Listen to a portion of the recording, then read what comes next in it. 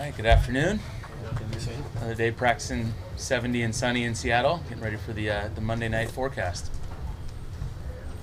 Hey Shane, this is kind of I look over there, Jason Peters, and can you just talk about the presence he brings and what he does to to the young guys? Yeah, he's brought a great deal of wisdom and experience, all the things that you would expect, but then more importantly, like his ability to communicate with the young guys and teach them some of the things that he's used in the past or different tricks that he's been a part of to execute a block, and his willingness to share. So I think it's not just the knowledge and the experience, but it's his willingness. His willingness to be a leader and to be someone walking into a new setting and be comfortable enough to go ahead and share his experience and help guys to get better.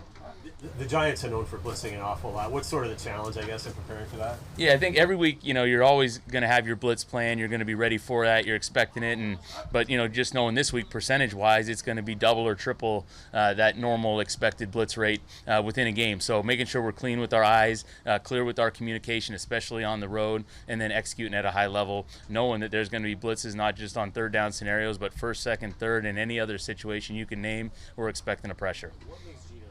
Well equipped to handle that. I think Gino's a guy that's gained a lot of experience throughout the years, and I think part of operating and handling pressure from the defense right there is banking those reps and having those experiences where different blitzes that may have worked in the past, or understanding what defensive structures can present the most problems to us offensively. And so Gino's done a great job of just banking those reps, and rarely do you see Gino have a look that he's had in the past that comes back again and hurts him. So he just does a good job of executing it and communicating when those things happen.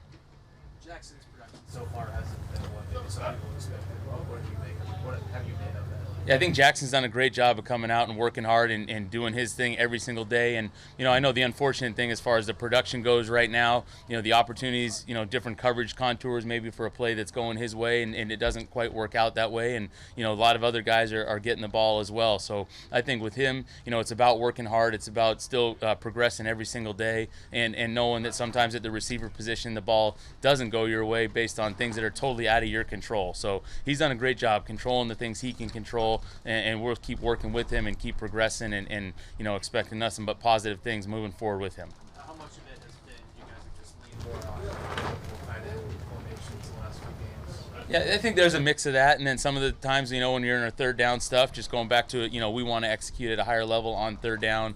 Some of those things haven't worked out quite as well, and knowing those are some of those ops, especially for the receivers, where the ball does get spread around once we get rolling there. And so I think just all 11, playing better, not necessarily being in 12 personnel or being in 13 that's taken away from it, but just maybe executing at a higher level when we get into some of those known passing situations. When we're out there, we'll present better opportunities and more opportunities for him and all the receiving crew as we're moving forward. The third downs, I know we've asked you a couple times, but I guess what did you see last week in that? I mean, what is the challenge going forward to get those third down numbers up? Yeah, I think the challenge it's always going to be, finding that consistent rhythm, and we know we're not where we want to be right now on third downs, and it's been something that we've stressed, we've worked at, but also making sure that we know that, third down, it's an important down, we know it's that, but it's not making it more than it is, right? We had some great drives where we're executing at such a high level on first and second down, and then getting into the red zone, so we know we just add the third down into making it normal like it is on first and second down, and operating and executing at a high level. That's something that can really come full circle for us offensively and allow us to operate at an even more efficient level. You have 146 rushing yards, average like 4.5 a carry. Those are good numbers, but Pete said yesterday still not maybe the consistency he wants out of the run game. What does that look like when you have the consistency?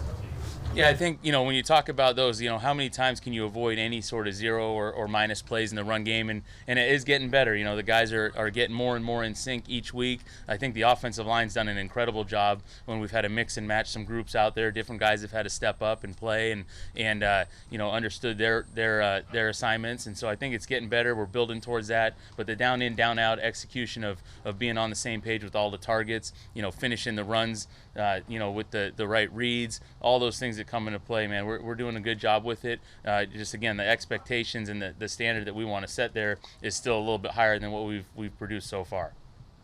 Done of Ken so far, and specifically getting rid of some negative or runs for no gain. Yeah, I thought he did good. There was a couple opportunities, especially in this past game, where he had a couple decisions where he might hold on for a second and bounce it and run to the edge, or he could just press it for 2 or 3 yards on that play. And I think that that mindset, those decisions, like those are split-second decisions where you never want to take away his unique athletic ability to make some of those jump cuts.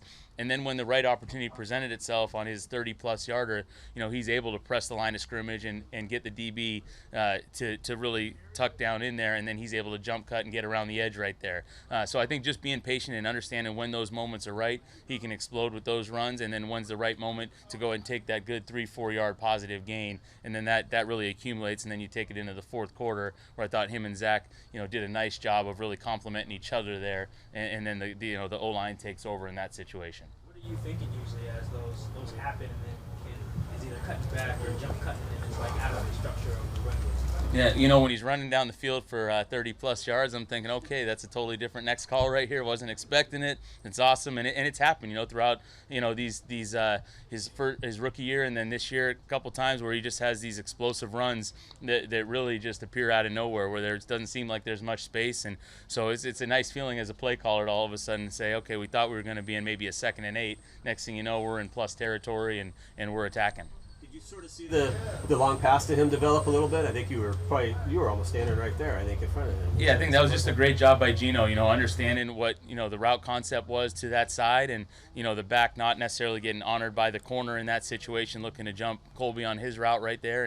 And it also, goes back to, every single route running to win, knowing that a lot of times in that scenario, the ball might not be going your way, but there's that one chance every now and then where, all right, we got a chance, and it's a great reaction by Gino to be able to see that, and that's a good full field vision by Gino.